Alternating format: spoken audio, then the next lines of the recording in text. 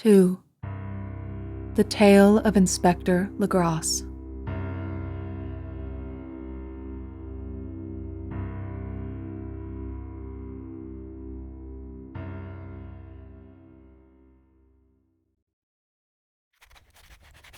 The older matters which had made the sculptor's dream in bas relief so significant to my uncle formed the subject of the second half of his long manuscript. Once before, it appears, Professor Angell had seen the hellish outlines of the nameless monstrosity, puzzled over the unknown hieroglyphics, and heard the ominous syllables which can be rendered only as Cthulhu. And all this in so stirring and horrible a connection that it is small wonder he pursued young Wilcox with queries and demands for data. The earlier experience had come in 1908, 17 years before, when the American Archaeological Society held its annual meeting in St. Louis.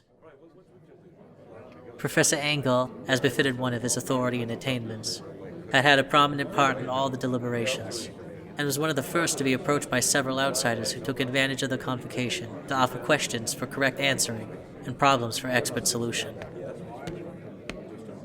Excuse me, gentlemen. Yes? John Raymond LeGrasse, Inspector of Police. Pleasure to meet you. John, I'm sure. How can we help you, Inspector? I am in dire need of your expertise. I have traveled all the way from New Orleans for certain special information unobtainable from any local source. Specifically... Oh, goodness. Where did you acquire this? In the wooded swamps south of New Orleans, during a raid on a supposed voodoo meeting a few months back, although the rites connected with this statuette, idol, fetish, or whatever it is, were so singular and hideous that we realized we had stumbled on a dark cult, totally unknown to us and infinitely more diabolic. We've only extorted erratic and unbelievable tales from the cult's captured members, but absolutely nothing else was discovered. Hence, why we're anxious for any antiquarian lore, which might help us place this frightful symbol and, through it, track down the cult to its fountainhead. Inspector Legrassse was scarcely prepared for the sensation which his offering created. One sight of the thing had been enough to throw the assembled men of science into a state of tense excitement, and they lost no time in crowding around him to gaze at the diminutive figure, whose utter strangeness and air of genuinely abysmal antiquity hinted so potently at unopened and archaic vistas.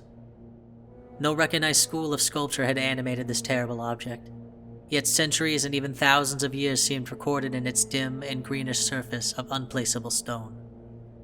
The figure, which was finally passed slowly from man to man for close and careful study, was between 7 and 8 inches in height, and of exquisitely artistic workmanship. It represented a monster of vaguely anthropoid outline, but with an octopus-like head whose face was a mass of feelers, a scaly, rubbery-looking body, prodigious claws on hind and forefeet, and long, narrow wings behind. This thing, which seemed instinct with a fearsome and unnatural malignancy, was of a somewhat bloated corpulence, and squatted evilly on a rectangular block or pedestal covered with undecipherable characters. The tips of the wings touched the back edge of the block, the seat occupied the center, whilst the long, curved claws of the doubled-up, crouching hind legs gripped the front edge and extended a quarter of the way down toward the bottom of the pedestal. The cephalopod head was bent forward, so that the ends of the facial feelers brushed the backs of huge forepaws, which clasped the croucher's elevated knees. The aspect of the whole was abnormally lifelike, and the more subtly fearful because its source was so totally unknown.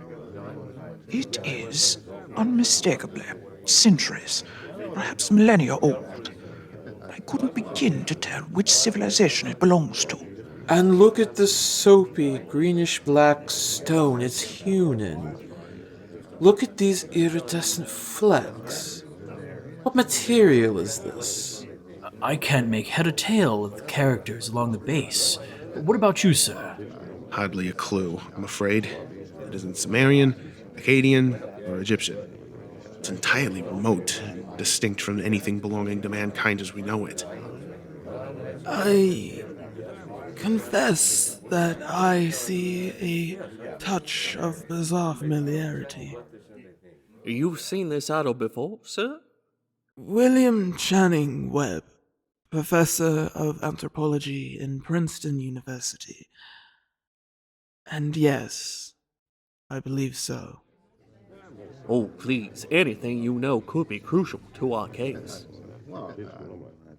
48 years ago, I was engaged as an explorer in a tour of Greenland and Iceland in search of some runic inscriptions, which I failed to unearth. And whilst high up on the West Greenland coast, I encountered a singular tribe or cult of degenerate Eskimo, whose religion, a curious form of devil worship, chilled me with its deliberate bloodthirstiness and repulsiveness. It was a faith of which other Eskimo knew little and which they mentioned only with shudders, saying it had come down from horribly ancient eons before ever the world was made. Besides nameless rites and human sacrifices, there were certain queer hereditary rituals addressed to the Supreme Elder Devil or Tunasuk, and I was lucky to receive a careful phonetic copy from an aged Adnakok or wizard priest, expressing the sounds in Roman letters as best as he knew how. But what's now of prime significance is the fetish which this cult had cherished, and around which they danced when the aurora leaped high over the ice cliffs. It was a very crude bas-relief stone, comprising a hideous picture and some cryptic writing. And so far as I could tell, it was a rough parallel in all essential features of the bestial thing lying before this meeting. This data, received with suspense and astonishment by the assembled members, proved doubly exciting to Inspector Legrasse, and he began at once to ply his informant with questions. Having noted and copied an oral ritual among the swamp cult worshippers his men had arrested, he besought the professor to remember as best he might the syllables taken down amongst the Diabolus Eskimo. There then followed an exhaustive comparison of details and a moment of really odd silence, when both detective and scientist agreed on the virtual identity of the phrase common to two hellish rituals so many worlds of distance apart. What in substance both the Eskimo wizards and the Louisiana swamp priests had chanted to their kindred idols was something very like this, the word divisions being guessed at from traditional breaks in the phrase, as chanted aloud. Fnglui mulgnaf Cthulhu roilier ganadal vatagan. That's it. Well, that's exactly it. And I know its meaning. You do? Our prisoners repeated to me what all the celebrants had told them the words meant. In his house at Rillier, dead Cthulhu waits dreaming.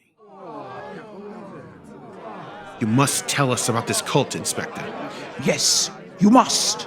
This is unprecedented. Incredible. We need to know more. Gentlemen, please. I'll be more than happy to relate as fully as possible my experience with the swamp worshippers. On November 1st, 1907, there came to the New Orleans police a frantic summons from the swamp and lagoon country to the south.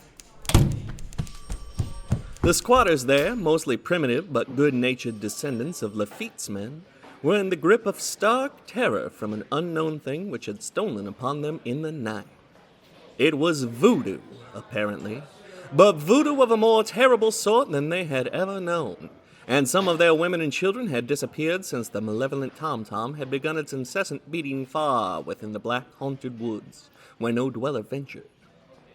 There were insane shouts and harrowing screams, soul-chilling chants and dancing devil flames, and the frightened messenger added, the people could stand it no more.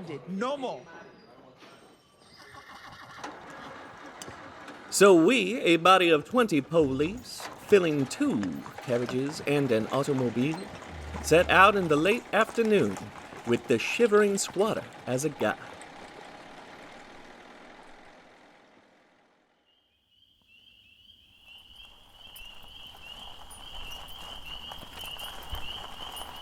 At the end of the passable road, we alighted.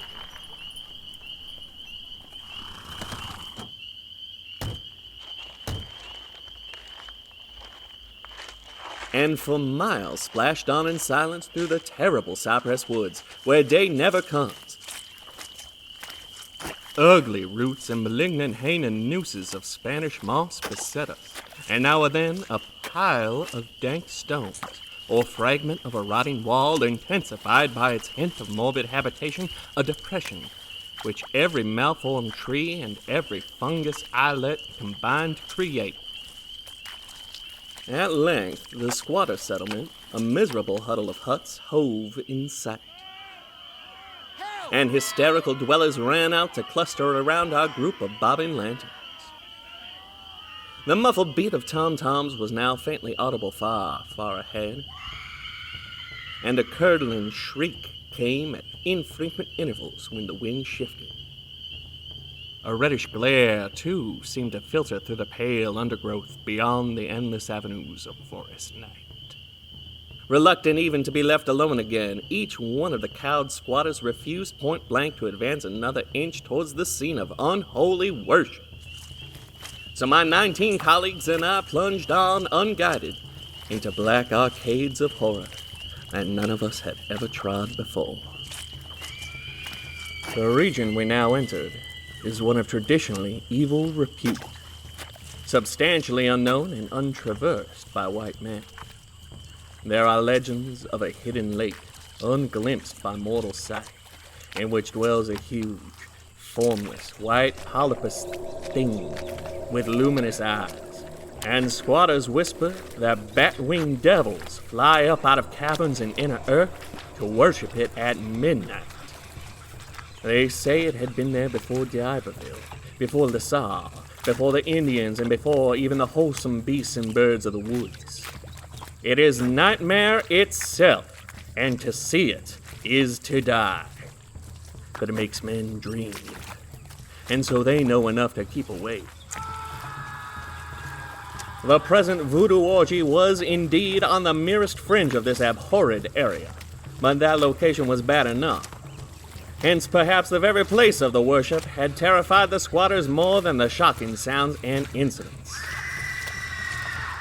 Only poetry, or madness, could do justice to the noises heard by me and my men as we plowed on through the black morass toward the red glare and the muffled tom-toms. There are vocal qualities peculiar to men, and vocal qualities peculiar to beasts, and it is terrible to hear the one when the source should yield the other. Animal fury and orgiastic license here whip themselves to demoniac heights by howls and squawking ecstasies that tore and reverberated through those nighted woods like pestilential tempests from the gulfs of hell. Now and then the less organized ululation would cease, and from what seemed a well-drilled chorus of hoarse voices would rise in sing-song chant that hideous phrase or ritual. Cthulhu,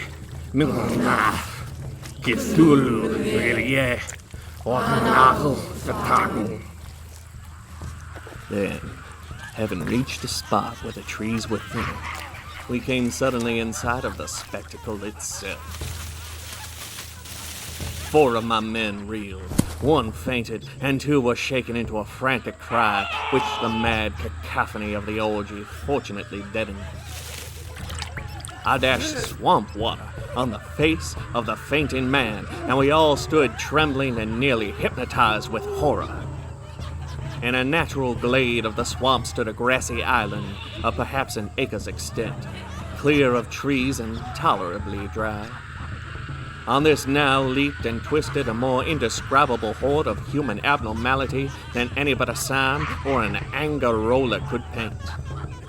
Void of clothing, this hybrid spawn were braying, bellowing and writhing about a monstrous ring-shaped bonfire, in the center of which, revealed by occasional rifts in the curtain of flame, stood a great granite monolith some 8 feet in height, on top of which, incongruous with its diminutiveness, rested this noxious carven statuette. From a wide circle of 10 scaffolds set up at regular intervals, with the flame-girt monolith as a center, hung, head downward, the oddly marred bodies of the helpless squatters who had disappeared. It was inside this circle that the ring of worshippers jumped and roared, the general direction of the mass motion being from left to right in endless bacchanal between the ring of bodies and the ring of fire. It may have been only imagination, and it may have been only echoes which induced one of my men, Joseph D. Galvez, an excitable Spaniard, to fancy he heard antiphonal responses to the ritual from some far and unillumined spot deeper within the woods of ancient legendary and horror. He indeed went so far as to hint of the faint beating of great wings, and of a glimpse of shining eyes and a mountainous white bulk beyond the remotest trees. But I suppose he had been hearing too much native superstition. Actually, the horrified pause of my men was of comparatively brief duration. Duty came first. There must have been nearly 100 mongrel celebrants in the throng. So we relied on our firearms and plunged determinedly into the nauseous rout. For 5 minutes, the resultant din and chaos were beyond description.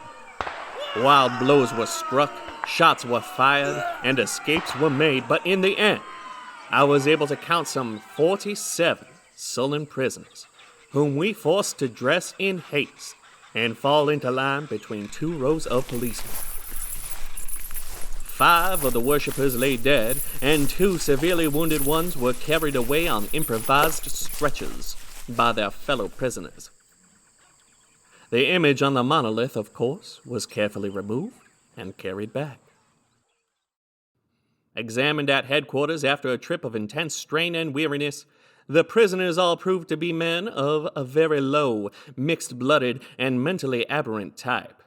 Most were seamen, largely West Indians or Brava Portuguese from the Cape Verde Islands, which gave a coloring of voodooism to the heterogeneous cult. But before many questions were asked, it became manifest that something far deeper and older than fetishism was involved. Degraded and ignorant as they were, the creatures held with surprising consistency to the central idea of their loathsome faith.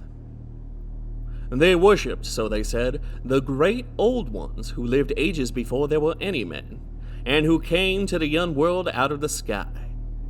Those old ones were gone now, inside the earth and under the sea, but their dead bodies had told their secrets and dreams to the first men, who formed a cult which had never died.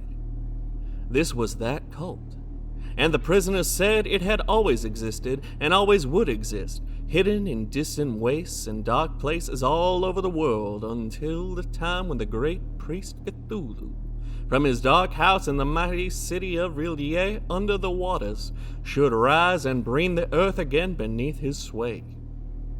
Someday he would call when the stars were ready, and the secret cult would always be waiting to liberate him. Meanwhile, no more must be told. There was a secret which even torture could not extract. Mankind was not absolutely alone among the conscious things of earth, for shapes came out of the dark to visit the faithful few. But these were not the great old ones. No man had ever seen the old ones. The carven idol was great Cthulhu, but none might say whether or not the others were precisely like him. No one could read the old writing now, but things were told by word of mouth.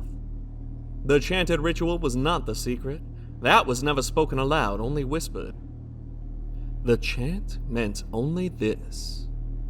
In his house at Rillier, dead Cthulhu waits dreaming. Only 2 of the prisoners were found sane enough to be hanged, and the rest were committed to various institutions. all denied a part in the ritual murders and averred that the killing had been done by black winged ones, which had come to them from their immemorial meeting place in the haunted wood. But of those mysterious allies, no coherent account could ever be gained. What we did extract came mainly from an immensely aged Latino named Castro, who claimed to have sailed to strange ports and talked with undying leaders of the cult in the mountains of China.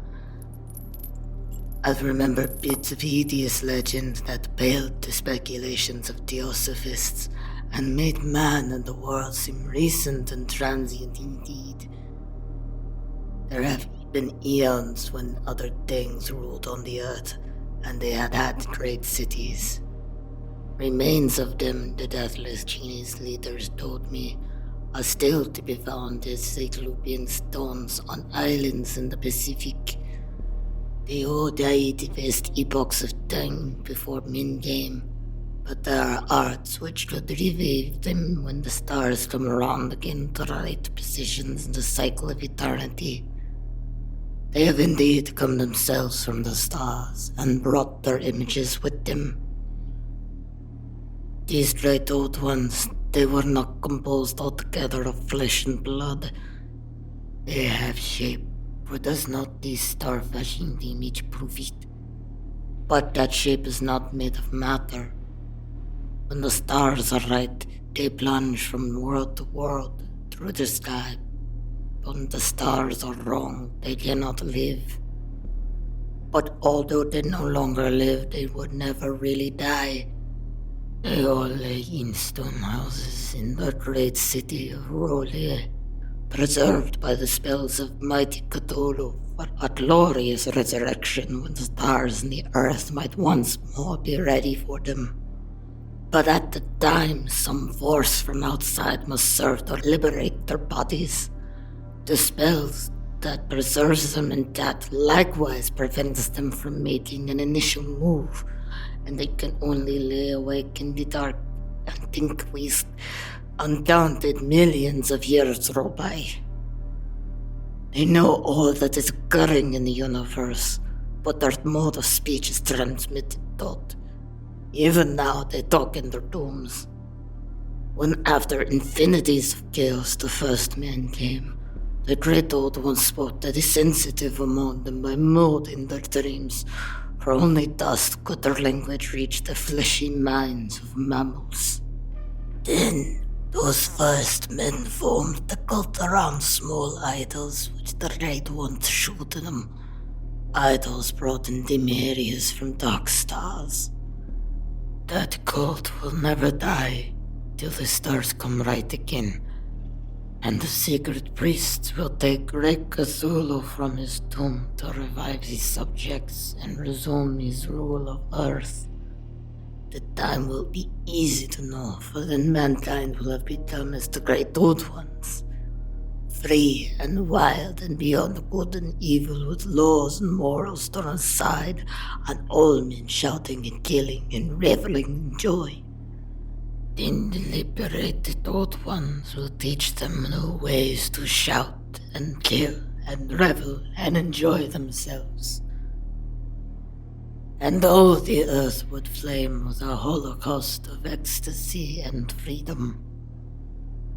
Meanwhile, the good by appropriate rites must keep alive the memory of those ancient ways and shadow forth the prophecy of their return. In the elder time, chosen men had talked with the entombed old ones in dreams, but then something happened.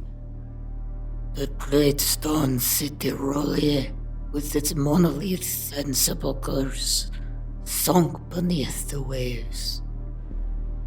The deep waters full of the one primal mystery through which not even thought can pass, cut off the spectral intercourse. But memory never died. And high priest said that the city would rise again when the stars were right. Then came out of the earth the black spirits of earth, moldy and shadowy, and full of dim rumors picked up in caverns beneath forgotten sea bottoms. But of them, old Castro dare not speak much. He cut himself off hurriedly, and no amount of persuasion or subtlety could elicit more in this direction. The size of the old ones, too, he curiously declined to mention. Of the cult, he said that he thought the center lay amid the pathless deserts of Arabia, where Irem, the city of pillars, dreams hidden and untouched. It was not allied to the European witch cult and was virtually unknown beyond its members.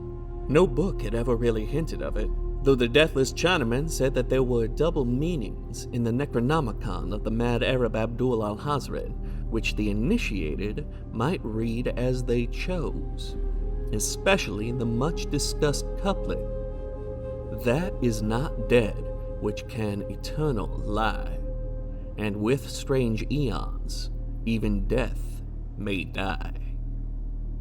I was deeply impressed and not a little bewildered, and inquired in vain concerning the historic affiliations of the cult. Castro apparently had told the truth when he said it was wholly secret. The authorities at Tulane University could shed no light upon either cult or image, and now, here I am. The feverish interest aroused at the meeting by Legrasse's tale, corroborated as it was by the statuette, is echoed in the subsequent correspondence of those who attended, although scant mention occurs in the formal publications of the Society. Caution is the first care of those accustomed to face occasional charlatanery and imposture. Legrasse for some time lent the image to Professor Webb, but at the latter's death it was returned to him and remains in his possession, where I viewed it not long ago. It is truly a terrible thing, and unmistakably akin to the dream sculpture of young Wilcox.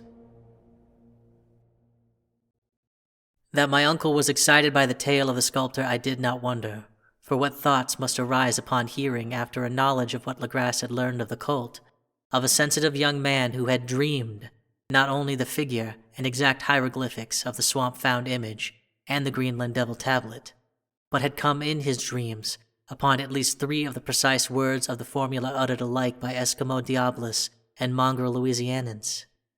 Professor Angell's instant start on an investigation of the utmost thoroughness was eminently natural, though privately, I suspected young Wilcox of having heard of the cult in some indirect way, and of having invented a series of dreams to heighten and continue the mystery at my uncle's expense.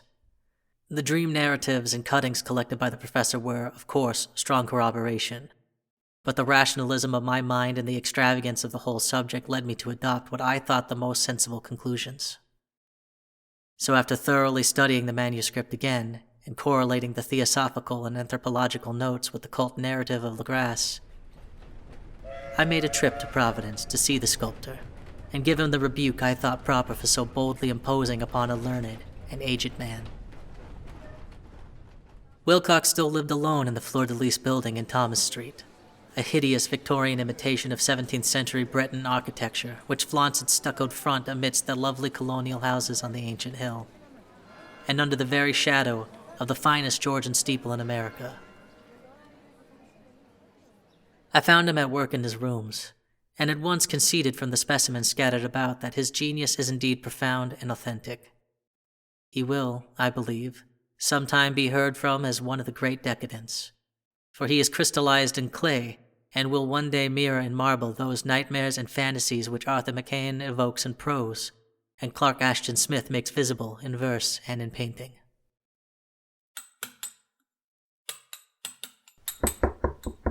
Come in. Mr. Wilcox?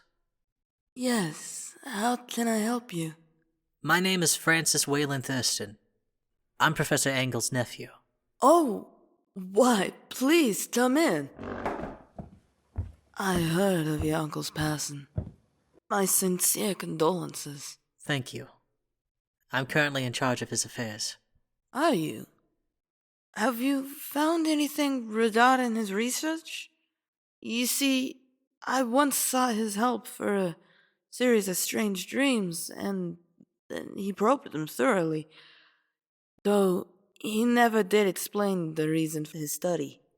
I can't say I have, but do tell me about it. Perhaps I can check through his papers again. In a short time I became convinced of his absolute sincerity, for he spoke of the dreams in a manner none could mistake.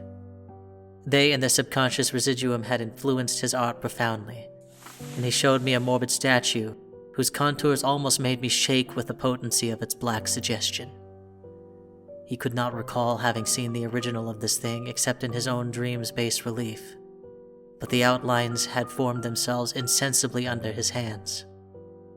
It was, no doubt, the giant shape he had raved of in delirium. That he really knew nothing of the hidden cult, save from what my uncle's relentless catechism had let fall, he soon made clear. And again I strove to think of some way in which he could possibly have received the weird impressions. That damp cyclopean city of slimy green stone, its geometry was all wrong. It was a vista only a poet could properly describe. It was abnormal, non-Euclidean, and loathsomely redolent of spheres and dimensions apart from ours. And each dream, without fail, I heard with frightened expectancy the ceaseless, half-mental calling from underground. Cthulhu Fatagan. Cthulhu Fatagan. These words had formed part of that dread ritual which told of dead Cthulhu's dream vigil in his stone vault at R'lyeh, and I felt deeply moved despite my rational beliefs. Wilcox, I was sure, had heard of the cult in some casual way, and had soon forgotten it amidst the mass of his equally weird reading and imagining. Later, by virtue of its sheer impressiveness, it had found subconscious expression in dreams, in the bas relief, and in the terrible statue I now beheld. So that his imposture upon my uncle had been a very innocent one. The youth was of a type, at once slightly affected and slightly ill-mannered, which I could never like, but I was willing enough now to admit both his genius and his honesty. I took leave of him amicably, and wished him all the success his talent promises. The matter of the cult still remained to fascinate me, and at times I had visions of personal fame from researches into its origin and connections. I visited New Orleans, talked with Legrasse and others of that old-time raiding party, saw the frightful image, and even questioned such of the mongrel prisoners as still survived. Old Castro, unfortunately, had been dead for some years. What I now heard so graphically at first hand, though it was really no more than a detailed confirmation of what my uncle had written, excited me afresh, for I felt sure that I was on the track of a very real, very secret, and very ancient religion whose discovery would make me an anthropologist of note. My attitude was still one of absolute materialism, as I wish it still were, and I discounted with almost inexplicable perversity the coincidence of the dream notes and odd cuttings collected by Professor Angell. One thing I began to suspect, and which I now fear I know, is that my uncle's death was far from natural. He fell on a narrow hill street leading up from an ancient waterfront swarming with foreign mongrels, after a careless push from a sailor. I did not forget the mixed blood and marine pursuits of the cult members in Louisiana, and would not be surprised to learn secret methods and poison needles as ruthless and as anciently known as the cryptic rites and beliefs. Legrasse and his men, it is true, have been let alone, but in Norway a certain seaman who saw things is dead. Might not the deeper inquiries of my uncle after encountering the sculptor's data have come to sinister ears? I think Professor Angell died because he knew too much, or because he was likely to learn too much. Whether I shall go as he did remains to be seen, for I have learned much now.